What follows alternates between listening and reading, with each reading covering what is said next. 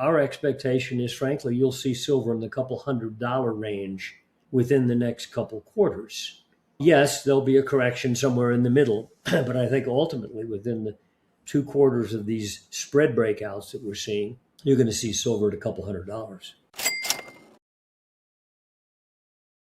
Welcome to In It to Win It. This is Steve Barton, and thank you for tuning in. We are talking with Michael Oliver today, founder of Momentum Structural Analysis. Michael's work is about identifying big inflection points before the crowd sees them, using momentum to define support, resistance, and trend shifts. If you're trying to stay disciplined and avoid getting whipped around by headlines, this conversation is for you. Michael, thank you for coming back on the show. Good to be back, Steve. Yes, glad to have you, sir. Let's start out like we always do. And what is your macro view right now of the world economy and financial markets? I think the world economy is headed south in a big way, but especially the U.S. bubble market. I think we've been building a topping pattern in the U.S. stock market since early this year. And when I say topping, I mean that when the stock market has made its last 2 bull market peaks, for example, it was laborious. It spanned a year, including with a high that looked like might have been the high. Then it goes up and makes a new high marginally, teases everybody, and then finally it'll roll over. And in neither case did it roll over dramatically at first. It really didn't like knock you off your feet on the way down. There was no crash event. And like, for instance, 2008, it was October. That was a year after the high in October 2007 before you really got something that was horrendous. But anyway, I think we're in a process like that. And I think that an asset class shift, which is the most important issue right now, has occurred. And that asset class shift is favoring monetary metals. And I've got charts that show that, you've got them there. And I think that's the big event. And that just occurred. In other words, it's not something that occurred 2 years ago and is therefore aged in terms of gold outperforming the stock market. It's something that just broke out of a massive 11-year wide relative performance technical base, gold measured versus the S&P, or even silver versus the S&P, or even the gold and silver miners versus the S&P. All of them broke out technically on that relative performance basis as of the November close. And lo and behold, look what happened in December. Wow, quite a bit of upside, particularly in silver. And the stock market actually had S&P had a slight down month. Okay, so we're just in that game. It just begun in terms of that metric, and it's likely to carry for a couple of years. But we happen to think that it's the power phase that we're now in that could be very dramatic in the subsequent couple quarters after that signal occurred. So that's what we're mostly focused on. Okay, so you're seeing kind of a topping pattern here in the S&P 500, and it's gone up a couple of times. We hit a new nominal all-time high last week, but only by a few bucks. You're kind of these topping patterns could take as much as a year. I think it could extend well into the first quarter of this coming year. After all, the last high in the S&P, I think, was February of the past year. It was the top tick. And it was just below 6,200. Right now, we're trading in the 6,900s. So, what percent gain has that been for a year compared to a lot of other things? And I think that our intermediate analysis of the S&P, meaning not the big long-term trend picture, that looks negative and developing. Excuse me, that's a better word. Negative developing. Okay. But the more intermediate, or what you might call trading timescale, right now looks ripe for some firmness. Meaning, if you're bearish, stay that way. But on the other hand, don't expect it to fall apart right away. There's a need, technically, we think, for some upside here. And such as getting out above, let's say, the big round 7,000 number on the S&P. It'll make people real happy. Oh boy, 7,000. And I think that could occur this month and into next. And so I kind of think if you're a bear, you need to sit on your hands a bit and be patient for a couple months anyway. And of course, during that time, I fully expect gold and silver to continue rampaging while the S&P is creepy crawling along. Okay. That is kind of leading to an asset class shift, which is moving in towards monetary metals and what you described as we're in the power phase now. In fact, this relationship between gold and the stock market, or the monetary metals, no matter which component you pick, against the S&P, just broke out of what is an 11-year wide. If you saw the spread chart, it's a base. It's 11-year wide, basically sideways. And you punched up through the top of that base November, December, even more so. You don't have a breakout of a base. Consider that like a price chart, let's say. If you have a market it's gone down and gone sideways for 10, 11 years and has a clear ceiling on it and punches through, that's not the way you top. That's the way you begin something. And this spread just broke out. But now within the monetary complex, gold or silver, the question is, silver also has broken out massively against gold, both with the November close and the December relative performance close. What we do is we simply take an ounce of silver price and divide it into an ounce of gold price and plot it at the end of each month as a percentage. And if you plot that chart and go back, decade and a half or so, you'll see that there was a basing pattern with two ceilings on it. We just blew through one in November and we blew through the other one in December. And the level at which we are on that spread, in other words, divide an ounce of silver into gold, is historically still low. So it's not like you're getting a breakout of high relative levels. It's very low historical relative levels. And, there you go. You can see that you go back to 2015 there, and that lower ceiling, you blew that out. Now you've blown out everything for the last 10 years on that spread. Yeah. So it says, hey, I'm back. Okay. And historically, this is a low level. You can go back and look at that 2011 peak, for example, there, the lower peak, that's over 3%. Yeah. And back in the 79-80 period, it was over 6%. Yeah. We're only what, 0.17% or 1.7%, excuse me. 1.7%. Yeah, it's very cheap. Yeah. Still very low, historically speaking. Well, heck, silver had a 50-year price range of basically $4 or $5 on the downside and $50 on the top side, meaning it went tenfold from the bottom of the range to the top of the range, did it twice, okay? This spread during that time reached highs that were 6.5% and over 3%. And right now we're only 1.7. Yeah. There's a lot of room to go just to challenge that, even the 2011 high. That's when silver was at $50 the second time. So this spread has a long way to go, and it just broke out of a decade-wide base. And we're arguing that don't be shocked if the price took out the range highs of the last 50 years. Why won't the spread maybe also challenge the highs of the last 50 years, one of which is over 3% and one over 6%? So everything we see regarding the monetary metals, and especially silver component of that, is freshly broken out and still cheap. Okay. So don't be shocked by a thunderbolt. Well, even what you just see there recently has been a thunderbolt, but a lot more to come. And again, that's not the way you top something to freshly break out of a decade-wide base. This broke out. That's not the way you top. Right there, right? Yeah. Like that box right there, the last 10 years, and we've now just gone above it. And, 2%, by the way, if you go back 50 years, is commonplace. The number of the years that were at least 2% or higher, that lower line there, was 20 out of 50 years. So I would say fully expect at least silver to reach 2% the price of gold, and probably challenge or take out maybe one or both of those old highs, and do it quickly. Because if you look at those highs at 6.5% and 3+%, that surge was very rapid. And that's also when silver went ape on the upside. during the latter phases of those bull trends, mid 79 to the 80 peak, or the September 2010 through April 2011 peak, in net price, silver exploded geometrically.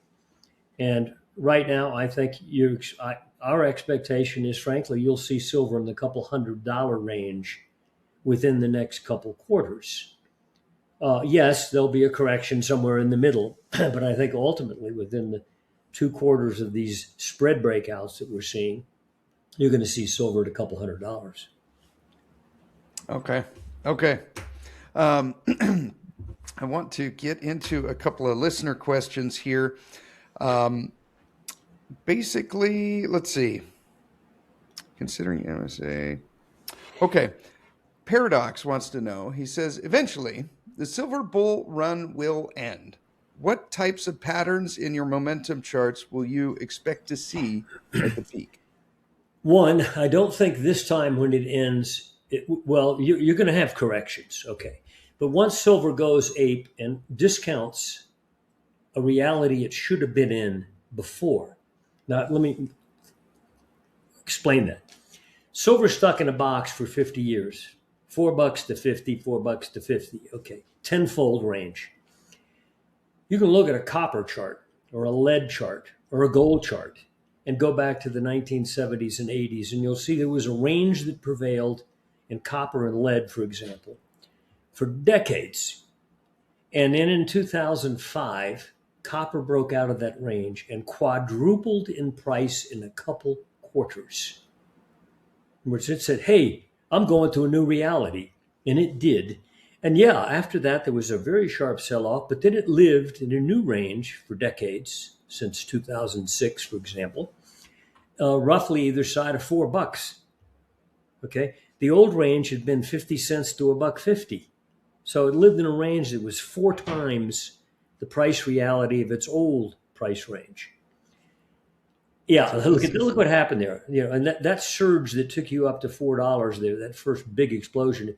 If you break it down, you'll find it's literally a couple quarters once you cleared the top of that range. A couple quarters, okay? Yeah. Now, and the lead market did the same thing, but it did it a year and a half later. So they weren't correlated, and did the same sort of action where it went into a new reality and lived there. And when you look at gold, it expanded well beyond the 1980 high when it ran up to 2011, and then it pulled back, and then it's blown way beyond. In other words, it doesn't stay in a range like silver has. Now, why is silver still in the range of 1975 to 80 through 2011? Only just now has broken out in silver freshly, and it's only done it by a month or so. Okay, so this is fresh.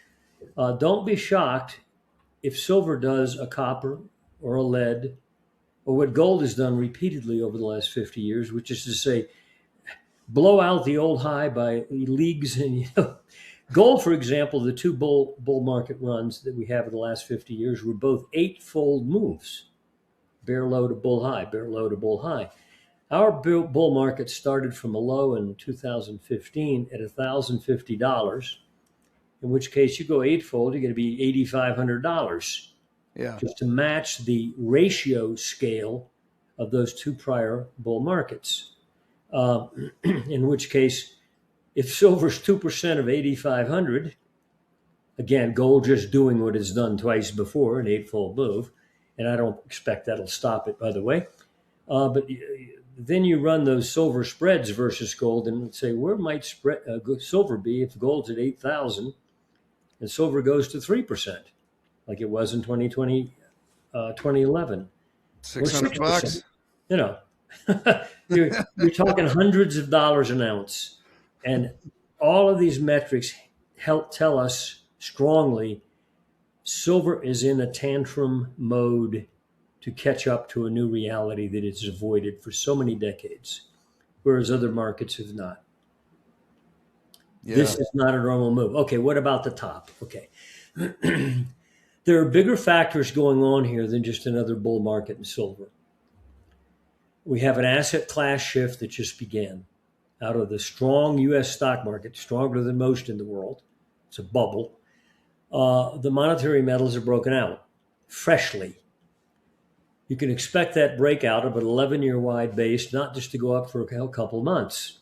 Mm-hmm. It's going to go up and stay up for a couple of years, if not more. I think the events that are about to unfold technically in certain asset categories like U.S. government bond market, Japanese bond market, UK bond market, we have a government debt crisis, and it hasn't really unleashed yet, and I expect it will at some point, probably in the next few months, where you get further downside in those markets. I'm talking long dated, like 30-year bonds, Okay. and a spike up in yields on the long end, despite what the Fed does on the short end. That will cause a major bubble piercing crisis in the stock market. Right now, the stock market has ignored the sustainable high yields that have occurred in the bond market because they're quiet. They're not going up, but they're not going down. And it's when that sleepy market, the T-bond market, which right now is trading like at 115 on the bond futures. You go back to October of 2022 when it collapsed, and it was at 117. So after 3 years of effort to rally the bonds, drop the yields, it hasn't been able to do so. Something's wrong with it. It can't get going on the upside or drop in yields. That's a crisis event pending out there, the kind that could pierce the stock market. And when you do that, that's when panic sets in among central banks, especially when their government bonds are in jeopardy. And the head of the New York Fed, Williams, a month or so ago, said that the Fed is going to, quote, start buying bonds. Oh. His explanation for that was not, that market's in trouble, U.S. government bond market, but it needs liquidity. A polite way of giving an excuse for the Fed to be buying bonds. They've been buying for 2 months and that market has not rallied. So I think it's a pending crisis of huge dimensions. It's the kind of thing that upends the world in terms of notions of normality, stability, and so forth. If investors begin to doubt major Western government bond markets as a place to be, it used to be 60-40 rule, right? Yeah, look at that yield chart. If that thing This breaks is the out 10-year yield right here. Yeah. Yeah. And it's just, I mean, it looks to me like it's going higher, which decreases the value of the bonds, and despite the Fed buying that market. Right? Yeah. Yeah. It's a problem, and therefore it's not one that's properly discussed because it's quiet still. It's been sideways for 3 years. So, hey, no problem. Problem is our technical analysis of it suggests, like, for instance, we're 115 on T-bonds, okay? Mm-hmm. You don't want to slip about 4 points. That won't take out recent price lows in bonds, but it will cause our long-term momentum of bonds to break down again, indicating, another bond collapse. That cannot be allowed to happen, meaning the central banks will have to print. Their primary focus will be on the bond market and help and save the stock market as well. They won't admit that. That helps what? Gold and silver, because they're degrading the money units underlying their markets. And that's further panic fuel for gold. Now, the question then is, what about the top in silver? Yeah, there will be a point at which, let's say after the next 6 months, silver will go to a new reality and possibly even overshoot what you could consider to be the new reality. So if it's going to live in a range that's a couple $100, maybe it goes to 500 first.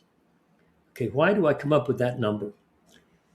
If you take the last 50 years in silver, it was a tenfold range from bear lows to bull highs repeatedly. $4 or $5 lows, $50 highs, tenfold. Take the dimension of that on a ratio scale and add it to the top of $50. 50 times 10 is what? Okay? You get the point.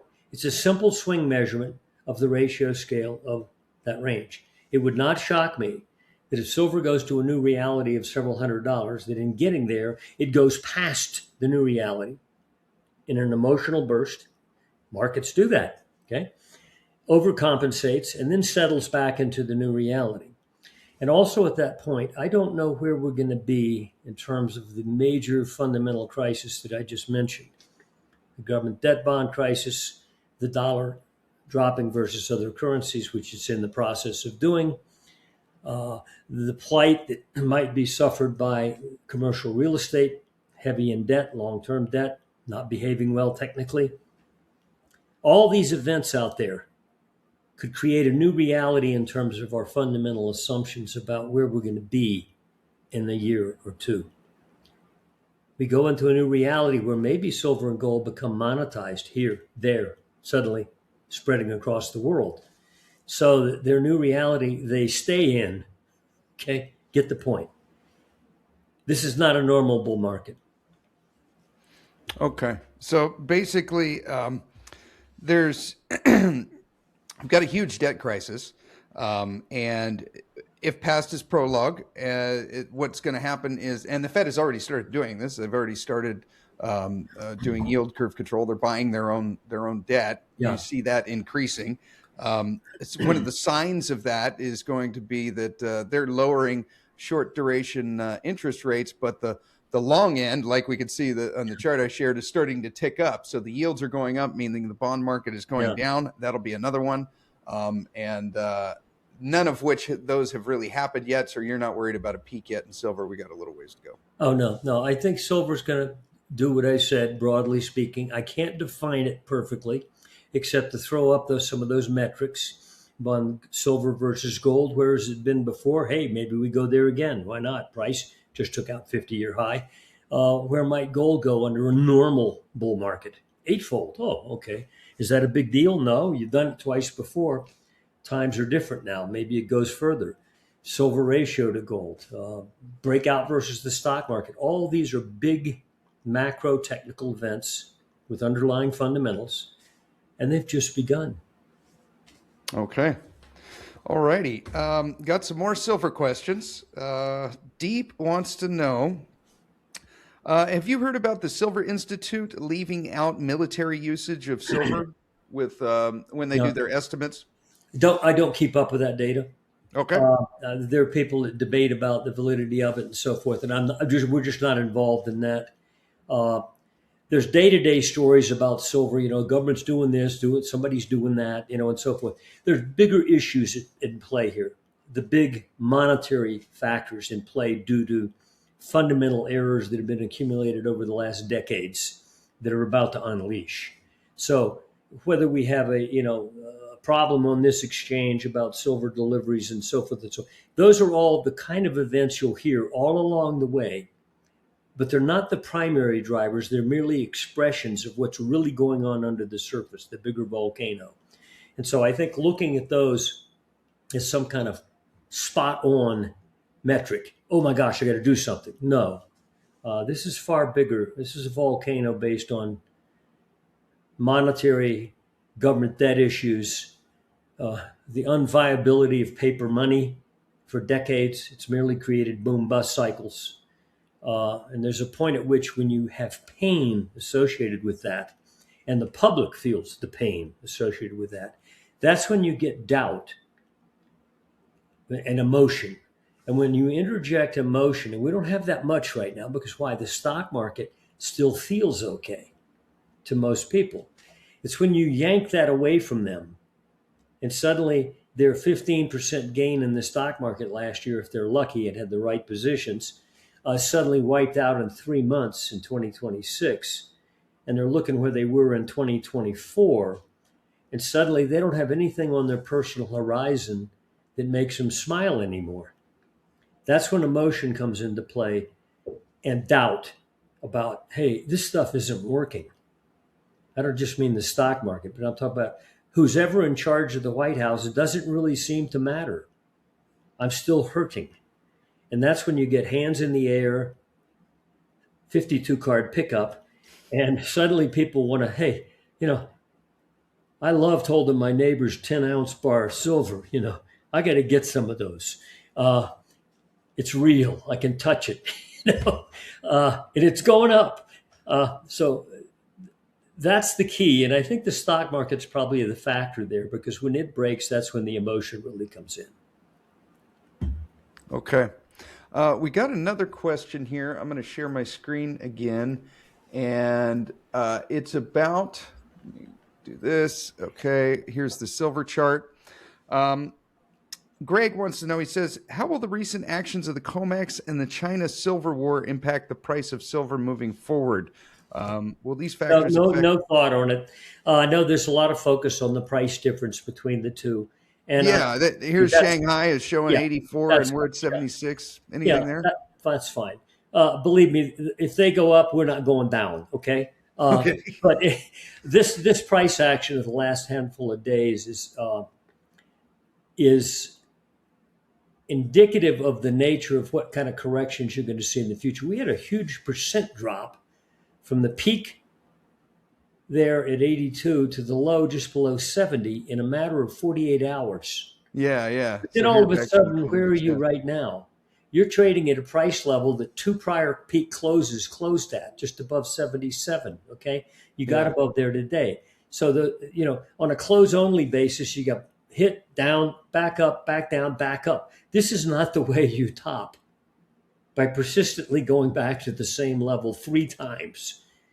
This beast is ready to launch. And I think that probably, and this is my own personal investment position, that in the process of getting to, let's say, a couple $100 in a matter of a couple quarters, there will be a midpoint stumble. In fact, if you go back and examine those two other surges that both were capped at the $50 level, Yeah. somewhere in the middle of each of those surges, there was a stumble that no doubt upended. You see that little guy there. Yeah. Yeah. Okay. Where there was, oh my gosh, that's got to be the top. And then they blew your head off again. Okay. Yeah. Yeah. Similarly, in '79, there was an event like that. But the point is that in the middle of this move that we expect, it wouldn't shock me to see some sort of midpoint where you could say, hey, that's not just a 2-day correction. It wasted 4 weeks, let's say. Yeah. Let's say you drop and then you go sideways. Uh, it wouldn't surprise me if, pardon me the comment, the idiot price chart technicians say, oh, okay, the range had been roughly $50 range for 50 years. I'm going to add $50 to the top of that range, not a ratio scale, but arithmetic. Oh, it says we're going to double and go to 100. So it wouldn't shock me they're on approach to a big round number, which seems to be the way they like to play the game anyway. Big round numbers are gold and silver. They like to sell against them, see what they can do. That somewhere maybe around 100, you might get that little stumble. It's not going to be the top, especially if it occurs, in January, early February. It's too early in the process.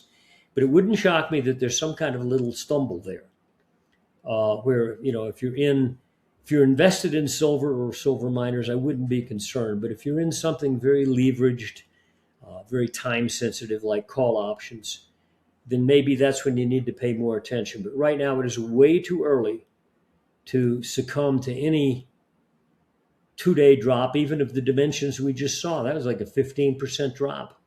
But bam, in 2 days, you're back up there again.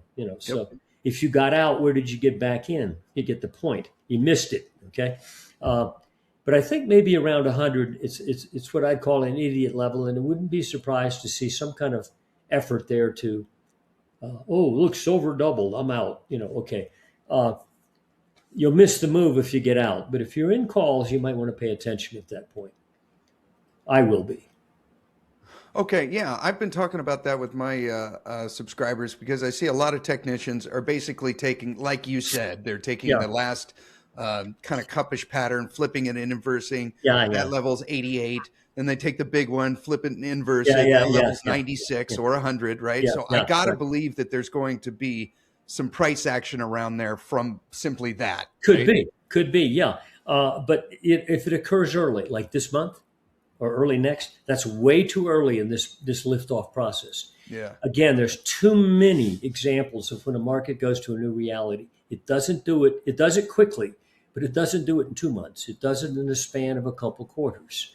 And again, gold isn't even at its normal 8 full move. Heck, it's done it twice in 50 years under conditions that are far less horrendous in terms of fundamentals. And it's only fourfold? We're only halfway to where we were in those two bulls. So if gold goes to 8,000, where would silver be if it's just 2%? Get the point. Okay. Yeah. So hold tight. $400. Yeah, easily. And I think that's where we are right now. And so when I hear this constant chorus of that's the top, it's got to correct, got to go back to 50 or 35 or whatever they want, it just doesn't happen. And now the breaks, instead of being spanning a couple weeks or 3 or 4 weeks, like remember October, it wasted about 4 weeks there. This time it was 2 days. Okay, you get the point. Speed is the issue here. Okay, I'm going to share something. I think this will tackle a lot of questions that we got here kind of all in one. I'm going to share your, you call them your 360 reports. So your basic, your weekend report. And we're going here to the gold versus S&P 500, silver versus S&P 500, and then XAU versus, so basically gold and silver miners versus the S&P 500. Let's start. They all broke out in November. That's the spread chart. Meaning you divide an ounce of gold in the S&P, go back to 2013 when gold was really collapsing during that 2011 to 2015. The spread also collapsed, the relative performance versus the S&P. Mm-hmm. But since 2015, over there on the left side, just above 50%, you've gone sideways. It a little lower, down around 50% was when when gold actually made its price low in late 2015. So did the spread, and then you went sideways for a decade. Mm-hmm. Above there, below there, above there, below there. So basically, gold really went par to the S&P for the last decade, where there were times it was better than or worse than, but still sideways either side of 50% of the S&P. November's close broke out over that 4-point trend line. December went even further. That's the further uptick. The arrow shows where the November close was, and you can see that the spread went further in December. Now dropped down to silver. It echoes what gold said. Yeah. Multi-point downtrend line spanning more than a decade. We just swept through all highs going back to 2014 and did it in a matter of a couple months. It's just been born, okay? And then you even scroll down to what most people think is the lagged component of the monetary metals. You have the same 1, 2, 3, 4-point downtrend line, very gradual. Hit it in April, backed off, and that was somewhere, that wasn't April, like the summer, fall. Dropped back 1 month to acknowledge the line and then blew through it in November and then even further in December. So all three monetary metals components said, I've broken out versus your stock market. So, yeah. Now, go ahead. Well, I mean, if this were a price chart, any of these spreads were just a price chart, and I dropped it in your table in front of you, and you didn't see what it was. I just said it's stock number A, okay? Yeah. You'd say, I got to buy that. It just broke out, okay? Same applies to these relative performance charts. It says they just broke out versus the grand U.S. stock market. It's going to last for a couple of years. You don't build a base this size and not spend some time above it. And you're hardly overbought. You're not even overbought because you just emerged from what's a cheap base in terms of spread readings. So the game just began. And basically what these charts are showing here is that there's literal money coming out of the S&P 500 and going into gold or going into silver or going into the gold and silver miners. Yep. As the stock market has been rising, we're really stalled for 3 months and now is trying to rise again. It's 4 months of sideways S&P. So money's been continuing to go in there, but not at a very healthy pace. And it's all somebody's money has been moving into this sector and preferring it. And we noticed, a couple of months ago, was it Morgan Stanley or somebody, I think it was Morgan Stanley, said that it's time for the 60-20-20 rule instead of the 60-40 asset allocation. Yeah. Stocks, bonds.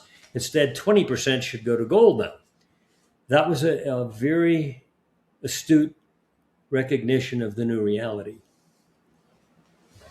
Okay, let's wrap up here. Okay, we're going to get into oil in with premium. Let's hit copper real quick. Macro thoughts on copper. Where do you think we are? I'm going to pull up the Comex price chart here, and you Okay. take this wherever you want it, Michael. There we go. Yeah, copper, I would bag it in with all the other base metals as well, and platinum.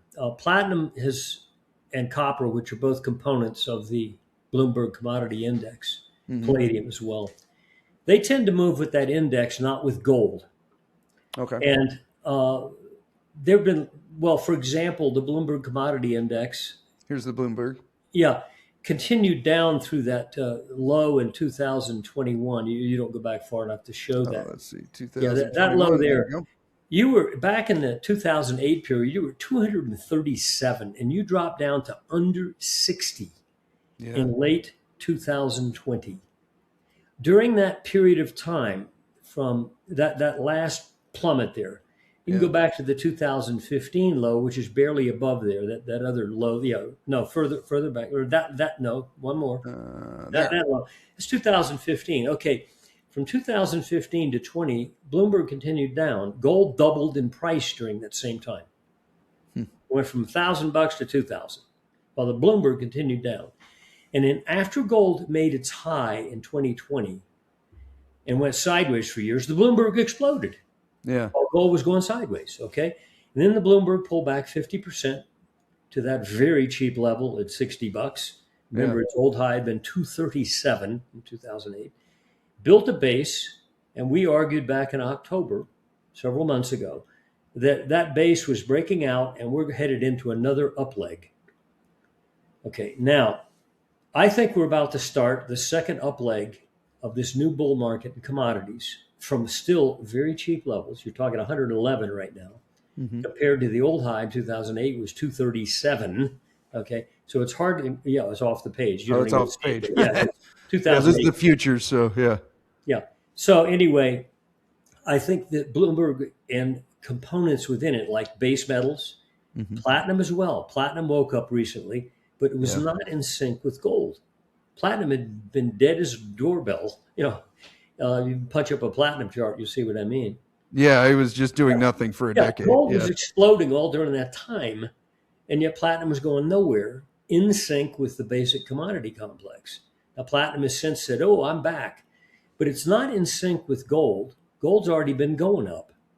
It's in sync with the resurrection of the commodity complex.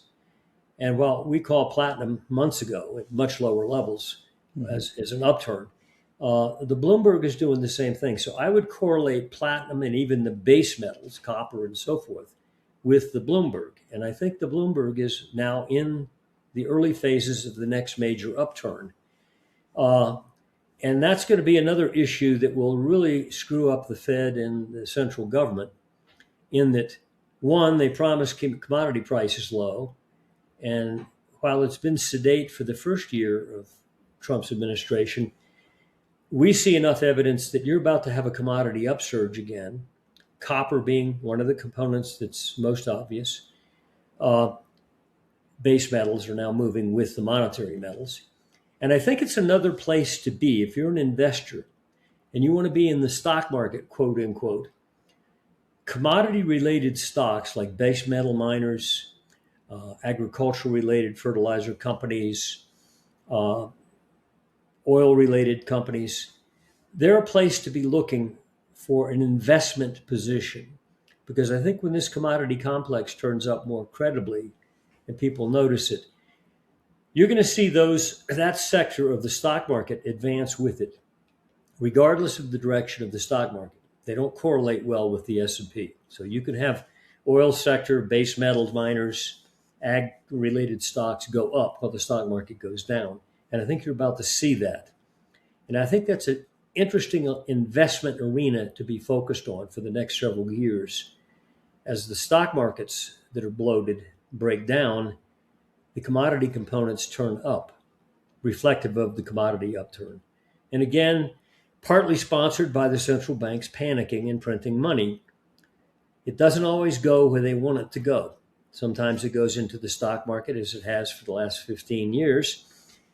But when that bubble breaks, they print money and it doesn't work anymore in terms of helping the stock market. 2000, 2002, they cut rates all the way down. 2007 through 2009, they cut rates all the way down. Didn't help the stock market. Instead, it went into commodity assets. I think that's what's about to happen here. So copper's an expression of that, and I suspect copper's easily going to $7 or $8. I don't think it's going to rival the commodity complex. The gold and silver complex. But I think it will be a powerful component. Okay. Yeah. So kind of use the Bloomberg to forecast what you see copper and platinum doing. Mm-hmm. Okay. I think they're more in sync with it than they are with gold. Okay. I've been comparing platinum and gold a lot. Maybe I should be focusing more on the Bloomberg and platinum. Yeah. Okay. I took a position in the Bloomberg Commodity Index on our around Liberation Day.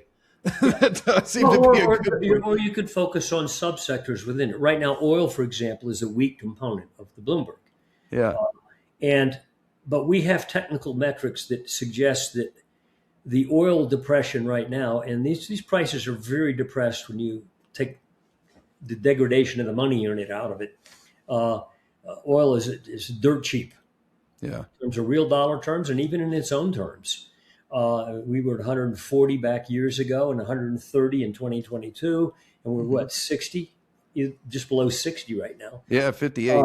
We see some metrics just above crude that, and I won't get too specific as we tell our subscribers what the trigger numbers are, but it wouldn't take much upturn in crude from current levels to break out on some very long-term momentum charts and turn it up quickly and probably in a thunderbolt type manner. And I'm not predicting some headline that will cause it. Cheapness is one of the main factors here. Cheapness compared to its own history, cheapness compared to the commodity category, cheapness compared to the stock market. There's a lot of technicals here and fundamentals that could turn oil up quickly. And I think even though it's a lag component of Bloomberg, it could surprise people. And we're not there yet, but we've got some numbers not far overhead that if reached, expect oil to suddenly flip on the green light. Okay, we're going to dive into that with premium subscribers. Michael, thank you very much for your time. I always love our talks. If viewers want to get a hold of you and follow your work, how can they do so? OliverMSA.com, MSA for Momentum Structural Analysis. Request some sample reports, but we explain our unorthodox methodology in some detail. Awesome. We will put your links down below. Michael, thank you for coming back on the show. Thanks, Steve. What does Michael see coming for the oil sector? How is Michael betting on silver? What silver companies does he like right now? Let's say we all accept that silver is going to $100 in the next few months. How can you make the most money possible with that information? We talk about exactly that in a bonus 25-minute interview with Michael Oliver.